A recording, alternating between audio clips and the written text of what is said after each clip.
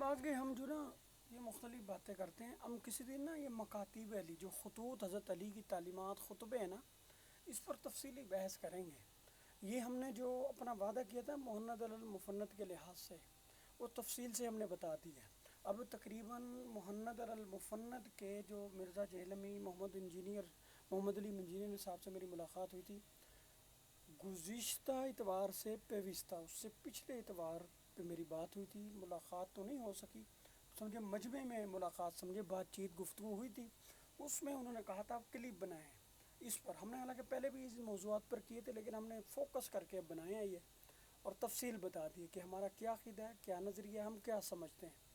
تو وہ ہم نے اچھی طرح بتا دیا ہے. اور جو ایسی بحثیں تھی باتیں تھیں کہ نبی علیہ الصلوۃ والسلام کا روزے کے بارے میں اور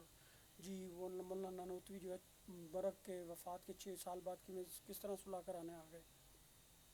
یہ اس کی باتیں تھیں. پھر اس طرح شتیات کے بارے میں کرامات کے بارے میں تھی کچھ عقائد کے میں نے محند المفند بڑی آرام سے دیکھ کے آپ کو بتا دی ہے کیونکہ میں نے پڑھا ہے اس کو کئی دفعہ پڑھایا ہے اور تو میں جانتا ہوں اچھی طرح کہ ایسے بندے کو یا لوگوں کو عوام کو کیسے سمجھانا ہے وہ میں نے سمجھا دیا.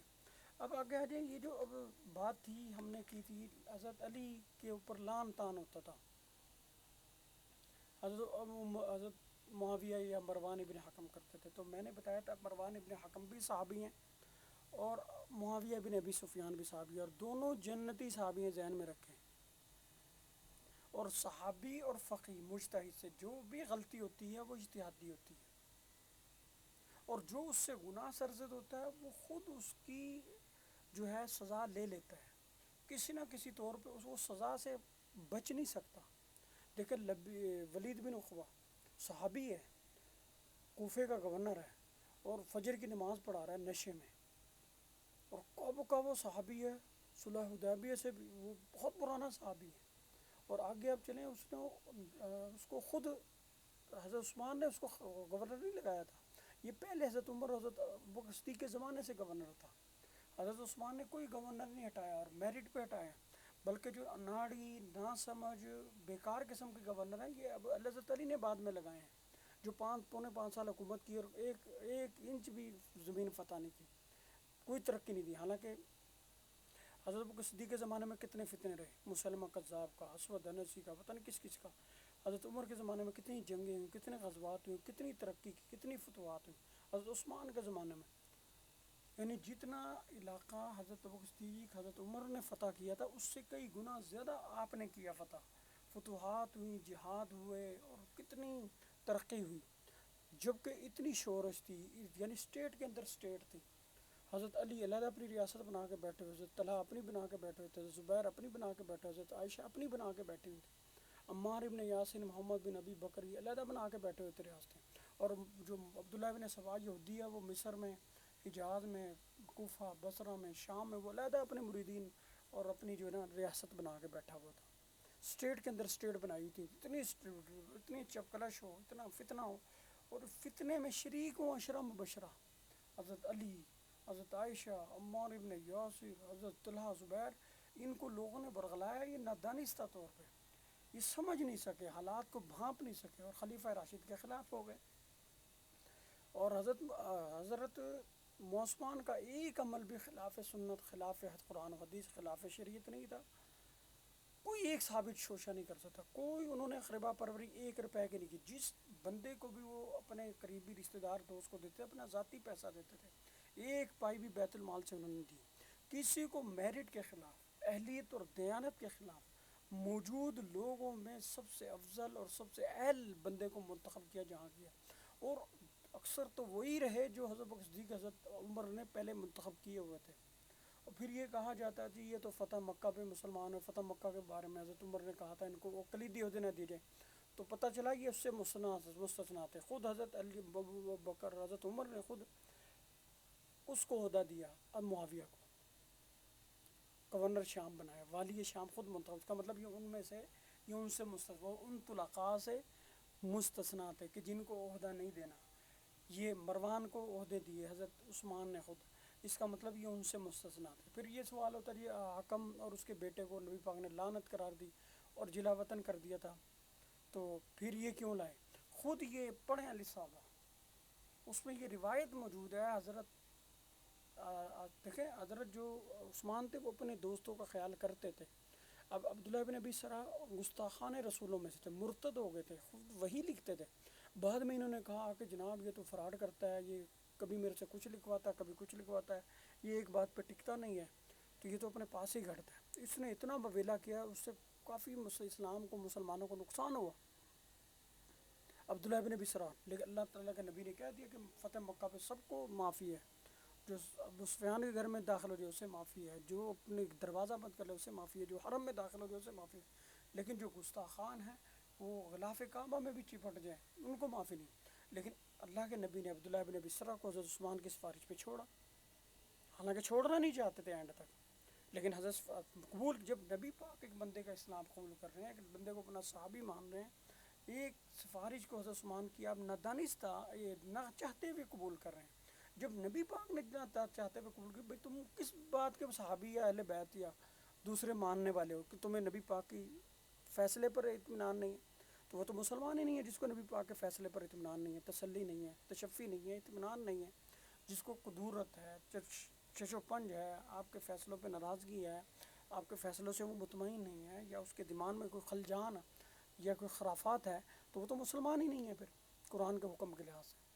جب نبی پاک نے معاف کر دیا حضرت ہند کو, حضرت ابو سفیان کو, نبی پاک کے سامنے ان کے کرتوت نہیں تھے پہلے والے,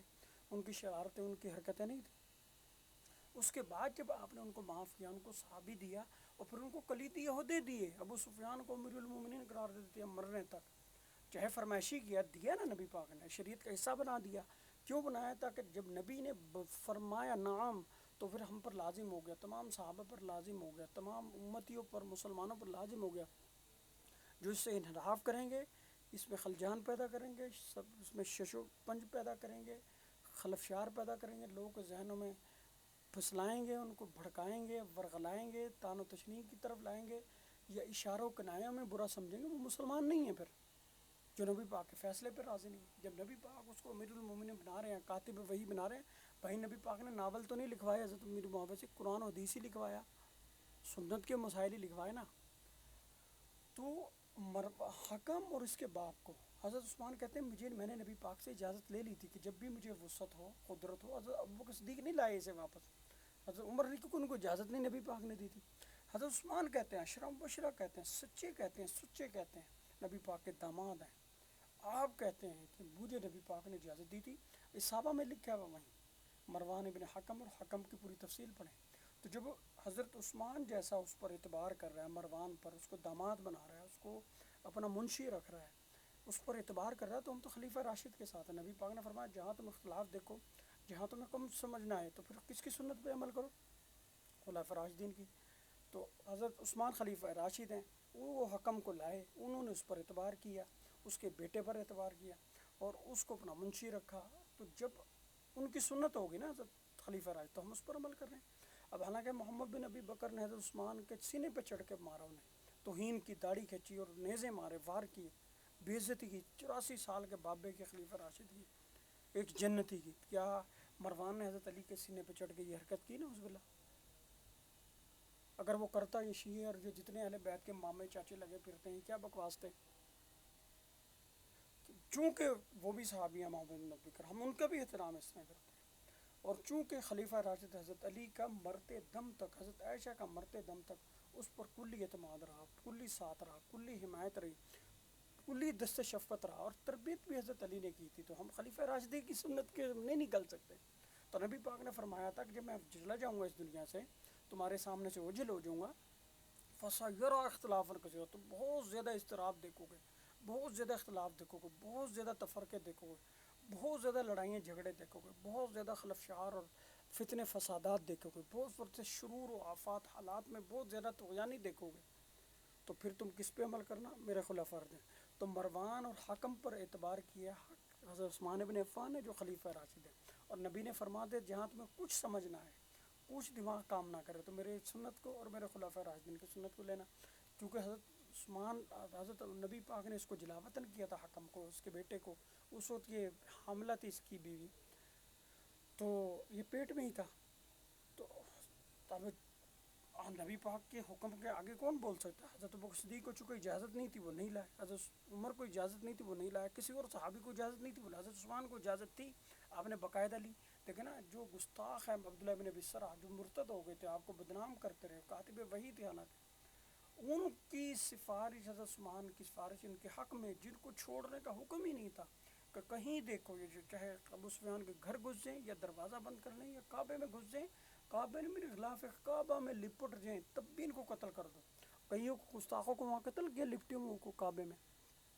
लेकिन इस बंदे को अब्दुल्लाह इब्न बिसरा को उस्मान की सिफारिश का मतलब उस्मान नबी पाक के वक़्त में भी बड़ी हैसियत रखते थे आपकी,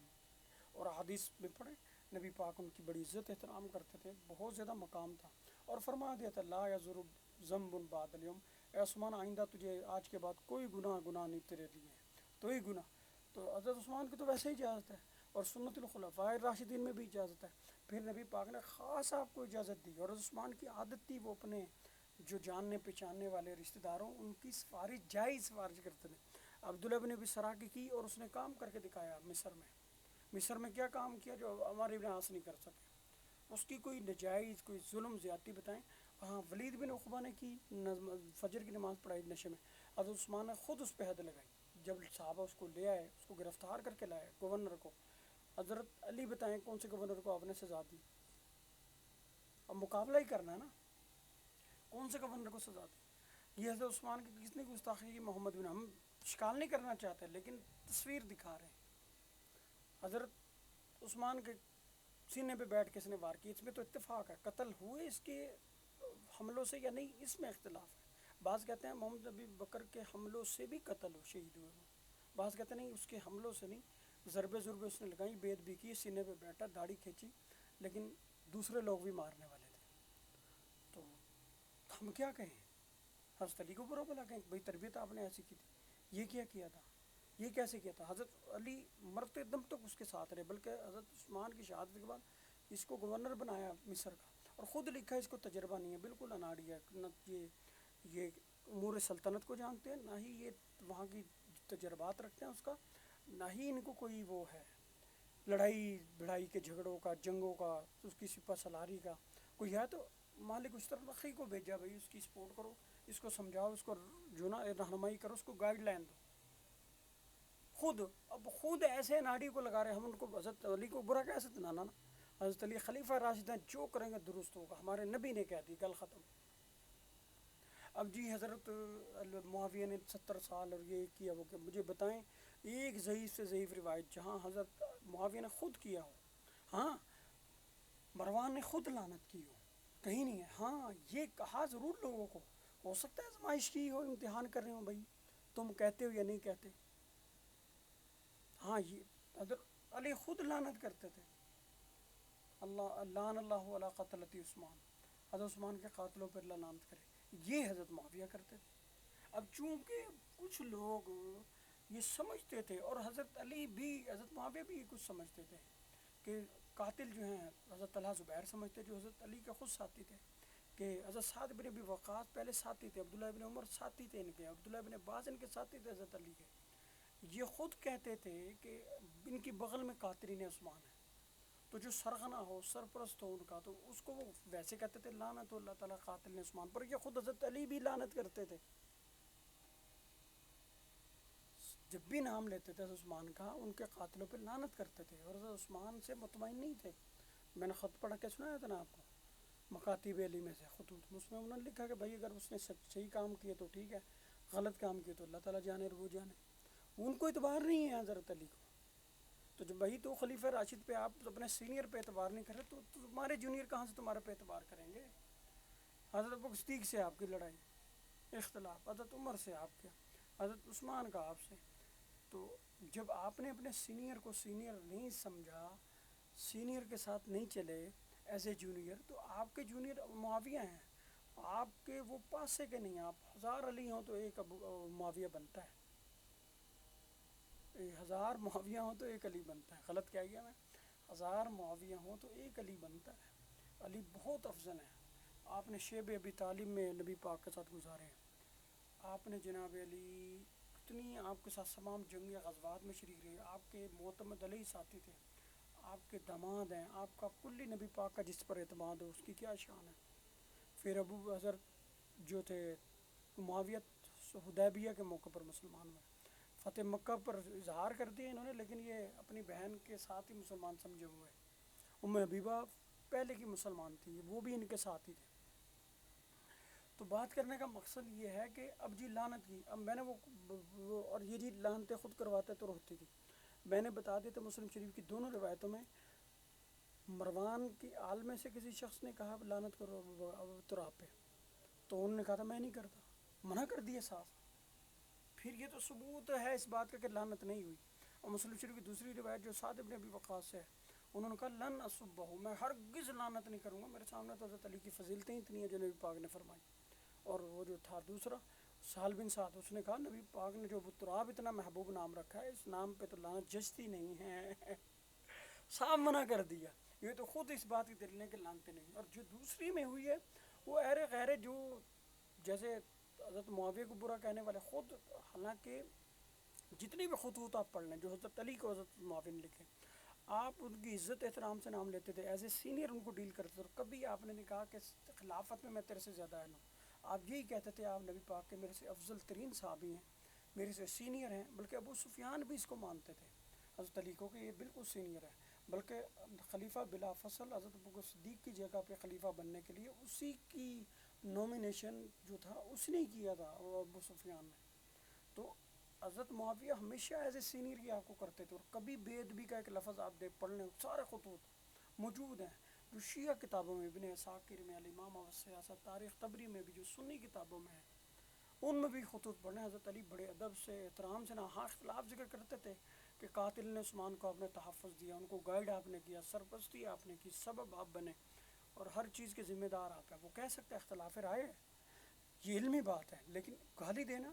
حضرت علی تو سیدھا سیدھا ان کو شرابی، کوابی، لعنتی، ملعون، جاہل، ان پڑھ، قرآن و سنت کا دشمن، رشوت خور، پتہ نہیں کیا کیا، وہ پڑھے نا آپ 70-80 گالیاں جو آپ ہر خط میں آپ کو لکھتے تھے۔ ایز اے سینئر لکھ سکتے ہیں بھائی، آپ مجتہد ہیں، لکھ سکتے ہیں، حضرت معاویہ بھی مجتہد ہیں۔ اب جب خطوط پڑھیں گے تو اب اگر اچھا دوسری بڑی اہم بات، اس کو غور کریں، پھکی ہے سب کے لیے،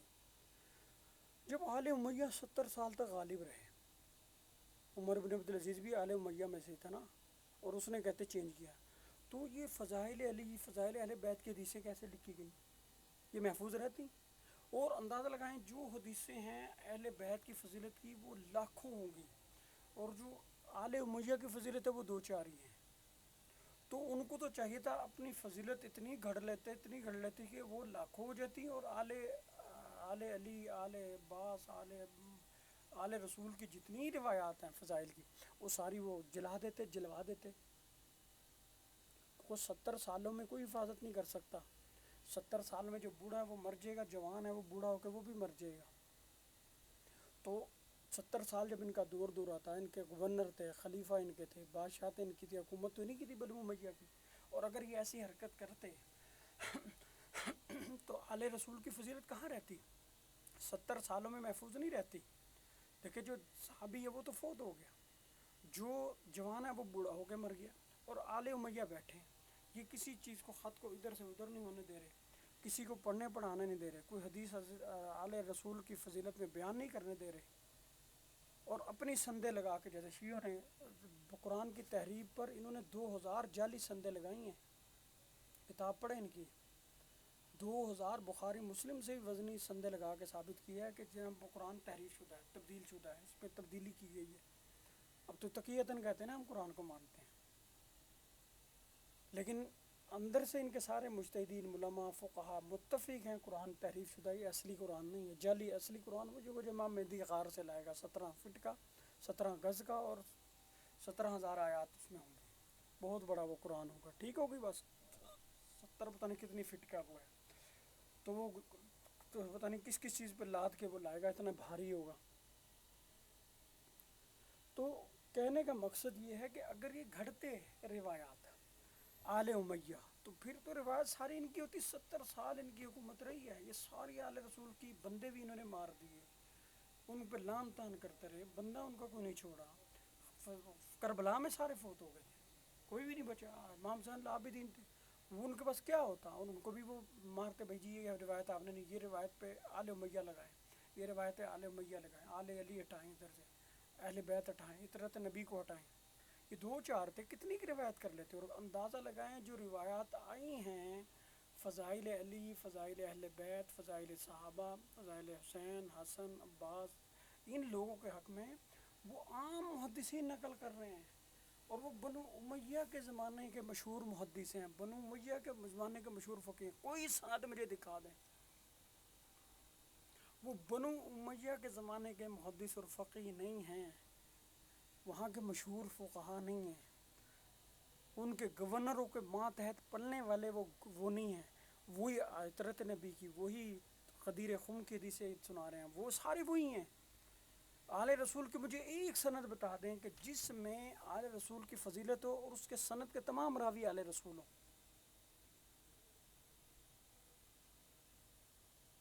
اس سے پتہ چلا آل رسول اگر یہ اتنا رکھتے. ایک تو وہ پتہ چلا ڈکٹیٹرشپ نہیں تھی. حضرت ساتھ کو لعنت کرو سکے میں نہیں کرتا، کبھی بھی نہیں کرتا، حالانکہ جونیئر تھے وہ. فضیلت میں تو اچھے تھے تشرا بشرا، لیکن یہ حکومت میں جونیئر تھے. وہ ماتحت حضرت معاویہ کے، بلکہ میں نہیں مانتا. سہل بن سعد بھی گورنر کے آگے کہہ رہے ہیں میں نہیں، منع کر دیا صاحب میں نہیں لعنت کروں گا. تو اس کا پتہ ڈکٹیٹرشپ نہیں سی، آزادی تھی، اظہار رائے کا پورا اختیار تھا. ان کو کچھ سزا بھی بعد میں نہیں دی، نہ سعد کو دی نہ ہی سہل بن سعد کو دی، بلکہ ان دھڑلے سے کام نہیں کریں گے. ابو تراب نام اتنا محبوب خوبصورت ہے نبی پاک کو، اس نام کے ساتھ لعنت جچتی نہیں ہے. اور جہاں کی ہے وہ اکا دکا. اور وہ حضرت علی تو خود لعنتیں کر رہے ہیں. ان کی آج تک جو شیعہ ہے جب خطبہ دیتے تو لعنت اللہ علی آبائل اہل بیت الطیبین الطاہرین. کوئی خطبہ ایسا نہیں ہے اللہ تعالیٰ لعنت کرے اہل بیت اطہار کے دشمن پر. وہ کس کو سمجھتے؟ بنو امیہ کو. بنو امیہ پہ آج بھی وہ لعنتیں کرتے ہیں. کسی صحابی کو وہ مانتے نہیں، کسی صحابی کو آئیڈیل بھی نہیں وہ مانتے، کسی کو بھی نہیں مانتے. حضرت علی کو بھی اگر آئیڈیل مانتے، حضرت علی کا آئیڈیل کون تھا؟ عمر، ابو بکر. پڑھیں ان کے نہج البلاغہ میں، وہ آئیڈیل مانتے تھے تمام اختلافات کے باوجود. ان کی امارت خلافت سے اختلاف کے باوجود پھر بھی آپ آئیڈیل ان کو ہر کام میں، امامت میں، خلافت میں، امور سلطنت میں، اپنے فتویٰ میں، ان کی احادیث کو نقل کرنے میں، ان کے جو کارنامے تھے، ان کے جو فضائل تھے، مناقب تھے، نبی پاک سے جو ان کی نسبت تھی، نبی پاک کے سامنے جو ان کی عزت اور شان تھی، اس میں حضرت علی، ابو بکر صدیق، حضرت عمر، حضرت عثمان کو آئیڈیل ہی مانتے ہیں. لیکن شیعہ نہیں مانتے آئیڈیل سے. تو یہ پھکی سمجھیں کہ اگر ایک بندے نے اتنا کنٹرول تھا 70 سالہ، تو لانتے تو اول اس کے منہ پہ انکار کر رہے ہیں. دوسری بات، اگر اتنے ہوتے تو آل امیہ کے فضیلتیں آل رسول سے زیادہ پھر ہوتی، اور آل رسول کی تو کوئی فضیلت کی بات ہی کہیں نہ ملتی. اور آل رسول کی سند میں کوئی بھی آل رسول کی فضیلت والی سند نہیں ہے. اگر وہ حدیث فضیلت والی تو اس میں آل رسول کی سند میں راوی کوئی نہیں ہے. اور جہاں آل رسول ہے وہاں فضیلت کوئی نہیں ہے، وہاں عام مسائل ہیں. تو یہ پھکی ہے سمجھے. اور تیسری بات یہ، وہ صحابی ہیں اول تو حضرت مروان سے اور حضرت امیر معاویہ سے کوئی صحیح سند سے یا ضعیف سند سے بھی کوئی روایت ایسی نہیں کہ آپ نے لعنت خود کی ہو. کوئی خط جو خطوط موجود ہیں، جو تاریخ طبقات سعد میں اور تاریخ ابن عساکر، امامہ و سیاست، تاریخ طبری، بدایہ والنہایہ، شیعہ کی کتب میں موجود ہیں. حضرت معاویہ ان کو اچھے اپنے سے افضل اور اچھا سمجھا. سب سے بڑی پھکی، ایک بندہ حضرت علی پہ لعنت کرے، لعنت کروائے، تمام گورنروں سے لعنت کروائے، 70 سال تک لعنت کرائے، اس کا بیٹا بڑا حسن دستبردار بھی اور اس کے ہاتھ پر بیعت ہو جائے. اور حضرت حسین حضرت معاویہ کے ہاتھ پر بیعت نہیں ہو رہے تھے، ان کو بھی وہ مجبور کرے چل ہو بیعت. نعوذ باللہ، نعوذ باللہ، نعوذ باللہ. حضرت حسن کیا نعوذ باللہ لالچی تھے، ڈرتے تھے اس سے، معاویہ سے، یا مرعوب تھے یا مغلوب تھے، یا آپ اس کو سینئر سمجھتے تھے، بھائی جی یہ تو کھا جائے گا مجھے، مار دے گا. نہ نہ نہ نہ، آپ بالکل آپ نے خود کہا مجھے ڈر علی کے ساتھیوں سے نہیں، معاویہ کے ساتھیوں سے نہیں ہے، مجھے ڈر معاویہ کے ساتھیوں سے نہیں ہے، نہج البلاغہ پڑھیں، مجھے ڈر معاویہ کے ساتھیوں سے نہیں ہے، مجھے ڈر مجھے خود شیعان علی سے ہے،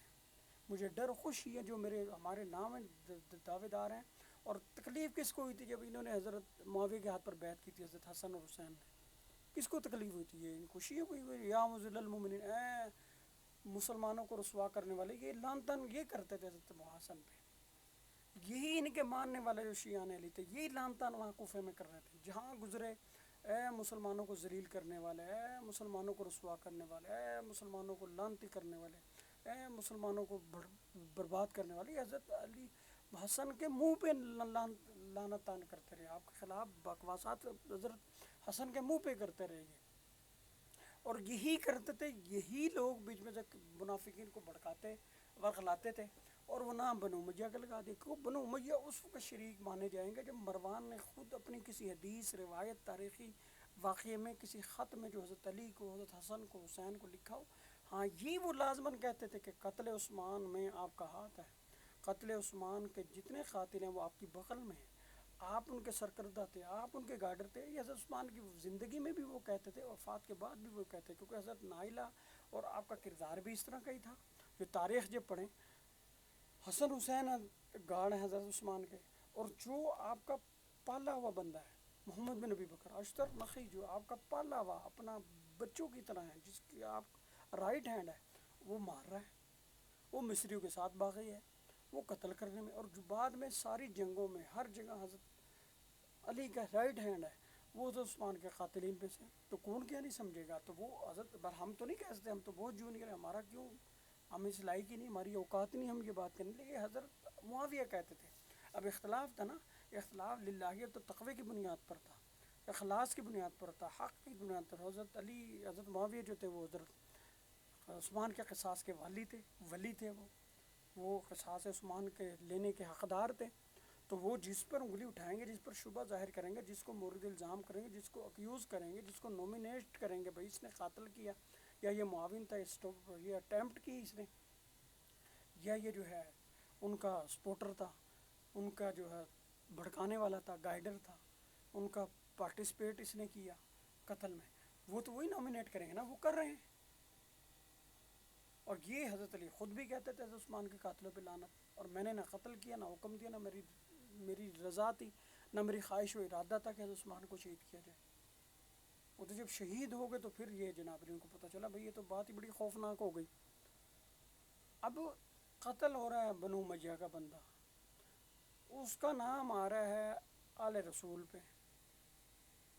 الزام آ رہا ہے آل رسول کے، اسٹیٹ کے اندر اسٹیٹ بنائی ہوئی ہے حضرت عثمان کے دور، آل امیہ کے دور حکومت میں آل رسول نے، اور شہادت کے بعد تمام قاتلین عثمان پائے جاتے ہیں رائٹ ہینڈ بن کے حضرت علی کے، حضرت علی کے معتمد علیہ، اور انہی کی سائے میں وہ چلتے ہیں، انہی کے سائے میں، سائے تربیت میں وہ ہوتے ہیں، انہی کی زیر کفالت وہ آگے گورنر بنتے ہیں، انہی کی تمام، تو کون ان کو معاف کرے گا بھائی؟ اور یہ تاریخ میں موجود ہے، ہم نے نہیں لکھا، تاریخ میں لکھا ہے۔ اب وہ بھائی ان کا وہ کزن تھا، ان کا رشتہ دار تھا، وہ بھی صحابی ہیں، وہ بھی صحابی ہیں، اس کے باوجود حضرت مروان ابن حکم اور حضرت معاویہ کا کوئی خط، کوئی خطبہ، کوئی لفظ ایسا دکھاتے ہیں انہوں نے ہاں حکم ضرور دیا، ہو سکتا ہے انہوں نے آزمائش ماں منا کا، وہ آزمائش والی ہوتا ہے نا، جیسے اللہ نے قرآن میں سورہ ماں منا کا ان تسجد، بھائی تجھے کس چیز نے روکا، تو نے سجدہ کیوں نہیں کیا حضرت آدم کو؟ اللہ نے بھی سوال کیا نا، اللہ نے اس کی خباثت سننے کے لیے کیا کہ ہاں بھائی، اس نے کہا خلقتنی من نار و خلقتہ من، تو نے مجھے آگ سے پیدا اس سے مٹی سے، تو آگ کیوں سجدہ کرے مٹی کو؟ خباثت اس نے کر لی جو کرنی تھی۔ تو حضرت معاویہ نے جو پوچھا وہ سوال کیا، اور چونکہ یہ صحابی ہیں، صحابی کے بارے میں ہم لب کشائی نہیں کر سکتے، حضرت علی کے بارے میں بھی لب کشائی نہیں کر سکتے، وہ تو ہم نے چونکہ مدعا جس طرح حضرت علی کا پیش کیا، اس طرح حضرت معاویہ کا پیش کر دیا تو تاریخ میں ملتا ہے، اگر یہ نہ ہوتا تو ہم کبھی بھی بیان نہیں کرتے۔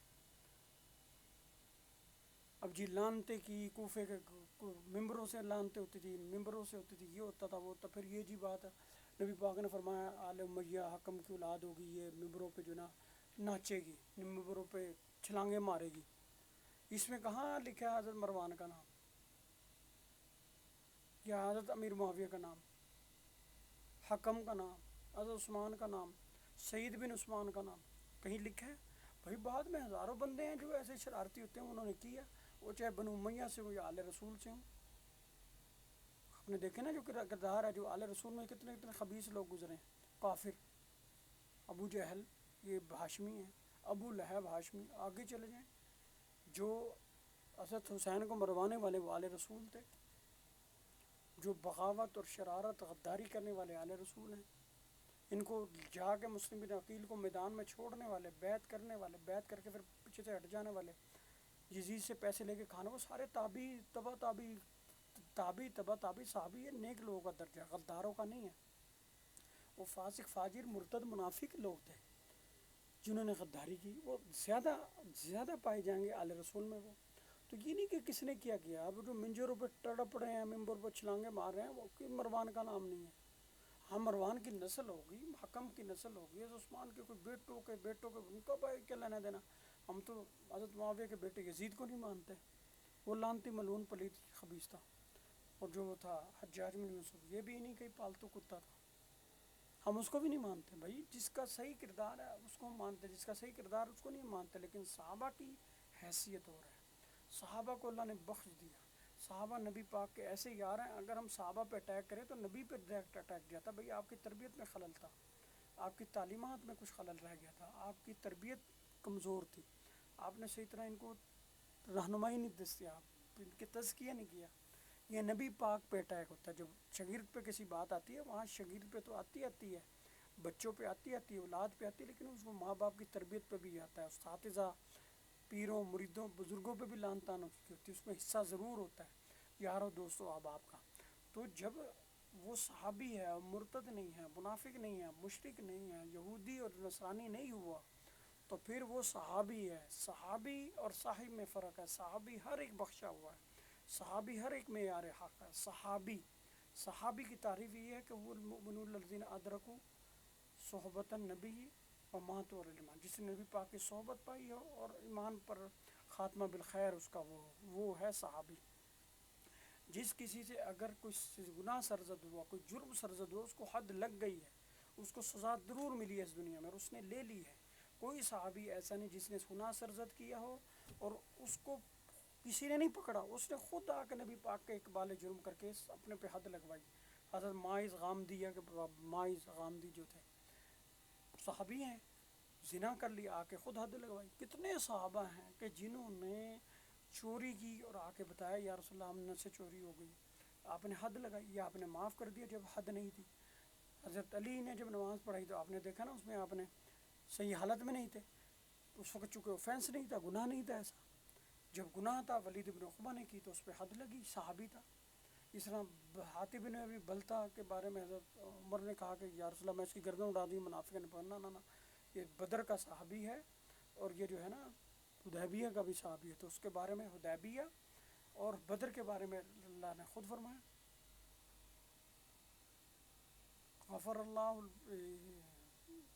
ففعلوا ما شئتم قد غفر اللہ لکم، جو مرضی کرو اللہ تعالیٰ نے تمہارا سب کچھ معاف کر دیا۔ یہ مسلم شریف میں آپ نے فرمایا، آپ نے یہ نہیں کہا حاتب بن بلتہ واقعی اس نے کوئی جرم کیا ہے، حالانکہ اس پہ الزام بہت بڑا تھا کہ اس نے کوئی خفیہ معلومات نہ دشمنوں کو دی ہے۔ اور جو وہ اس کے بارے میں آتا ہے، حکم کے بارے میں نبی پاک نے اس کی کسی شرارت پہ اس کو نکال دیا تو سزا دے دی نا جلا وطن کر کے، اور حضرت عثمان سمجھتے تھے، جو آپ نے نبی پاک سے پوچھ بھی لیا تھا کہ ان کی سزا کا دورانیہ یہ حضرت جب سے نکالا اس وقت سے لے کر حضرت عثمان کے اختیار، اقتدار اور آپ کی حکومت کے وقت تک تھا، وہ حضرت عثمان نے پوچھ لیا تھا، وہ سزا اس کو ملی اس کی جو اس نے نبی پاک کے ساتھ کی، جو بھی حکم نے کیا، جو آپ کا اس میں مختلف روایت، بعد میں ہے کہ آپ کی نقل اتار رہا تھا، دوسرے میں ہے کہ آپ کا کوئی راز جو شو کیا، تیسرا ہے کہ آپ کو کسی خفیہ طور پہ آپ کے کسی حصے کو آپ نے دیکھا، مطلب اس طرح کی باتیں نا موجود ہیں، اور بھی بہت سارے واقعات ہیں۔ تو تمام جرموں کی سزا آپ نے جلا وطن کر دیا، ایک بندے کو اپنے سے دور کر دیا، ایک صحابی ہے، مسلمان ہے، اس کو نبی پاک نے مدینے سے نکال دیا، جب بھاگ جو یہاں سے، مکہ مدینے میں نہیں وہ آیا، طائف میں پھر وہ جا کر رہا، وہ پھر حضرت عمر کے زمانے میں وہیں رہا، حضرت عثمان کے زمانے میں، حضرت ابوبکر صدیق کے 2.25 سال، حضرت عمر کے تقریباً 10.5 سال، حضرت عثمان پھر اس کو لائے، اور آپ خود کہتے ہیں نبی صلی اللہ علیہ وسلم سے میں نے اجازت لے لی تھی واپس لانے کی، اگر یہ میرے وقت زندہ ہو اور مجھے اللہ تعالیٰ نے ہمت دی ہو تو میں لے آؤں، نبی پاک نے کہا تھا لے آنا، تو عثمان کہتے ہیں میں نے خود نبی پاک سے اجازت لیا، تو کسی کو کیا تکلیف ہے بھائی، تو اس کو سزا ہو گئی نا۔ تو کوئی صحابی ایسا نہیں جس نے کوئی جرم کیا ہو، یا اگر وہ معافی والا جرم ہو تو آپ نے اس سے توبہ نہ کہ ہمارا یہ ایمان اور یقین ہے۔ یہ نہیں ہے کہ صحابہ کے آگے حق و باطل ختم ہے، ان کے ساتھ رویہ اور ہے، کیوں وہ نبی پاک کے تربیت یافتہ ہیں، وہ ایسے نہیں ہیں کہ عام چھوٹے چھوٹے بندے کے تربیت یافتہ اگر اچھی تربیت ہو تو وہ اپنی خلا نہیں چھوڑتا، خامی نہیں رکھتا، اپنے آپ کو اناڑی یا نا تمام نہیں رکھتا، ناقص نہیں رکھتا، بلکہ کامل رہتے ہیں ان کے مریدین، ان کے جاننے والے احباب دوست ماتحت تربیت یافتہ۔ تو نبی پاک کے تربیت یافتہ دوست جو ماننے والے صحابی ہیں وہ کیسے اپنے اندر کمی چھوڑیں گے، خامی چھوڑیں گے؟ یہ اللہ تعالیٰ پہ بہتان ہے، یہ نبی علیہ الصلوۃ والسلام پہ اٹیک ہے۔ تو آن صلی اللہ علیہ وسلم کے کسی صحابی نے بھی اگر ایسا کچھ سرزد ہوا، یہ نہیں کہ اسے سزا نہیں ملی، سزا ہر ایک کو ملی ہے، اگر وہ گناہ تھا قابل معافی تو وہ معافی سے درگزر ہو گیا، اگر قابل سزا تھا وہ جرم، قابل سزا تھا، قابل تعزیر تھا، اس کی تعزیر ہوئی۔ مروان بن حکم کے باپ نے جو غلطی کی نبی پاک نے اسے جلا وطن کیا، یہودی نے غلطی کی ان کو جلا وطن کیا گیا، ماعز غامدیہ نے جرم کیا اس کو حد لگی، اور ولید بن عقبہ نے شراب پی کے نماز پڑھائی اس کو حد لگائی حضرت عثمان نے بلا کر، اس کو گورنری سے معزول کر دیا۔ عبداللہ بن ابی سرح نے کوئی جرم نہیں کیا تھا، کوئی جرم نہیں کیا تھا، لیکن پھر بھی معزول کر دیا حضرت عثمان نے، اور محمد بن ابی بکر کو اس کی جگہ مقرر کیا گیا، لیکن وہ نہیں مانے، فتنہ اصل میں ذہن میں تھا مصر کا، مصر والوں نے پھر وہ بھڑکا دیا، ان کو بھڑکایا تو یہ شہید کر دیا گیا انہیں۔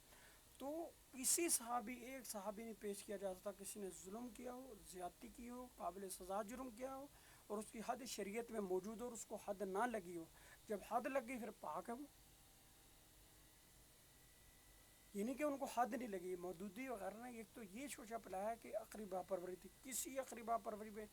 ایک پائی بھی بیت المال کا آپ نے، باپ کو جب حضرت معاویہ نے کہا بھائی 4000 آپ کی خدمت اور حفاظت کے لیے میں سیکورٹی بھیجتا ہوں، آپ نے کہا اس کو کھانا کھونا کہا، ان کا بیت المال سے میری جان کی حفاظت کے لیے میں 4000 بندوں کا قیامت دن ذمہ دار نہیں ہوں، آپ نے جان دے دی، اپنی جان دے دی، حفاظت 4000 گھڑ سواروں سے نہیں کرائی، سیکورٹی گارڈ سے نہیں کرائی، آپ نے جان دے دی، اپنے جان دے دی، قربانی دے دی، لیکن بیت المال سے ایک پائی نہیں لیا۔ وہ مروان بن حکم کو کیسے دے گا باغ فتح جی؟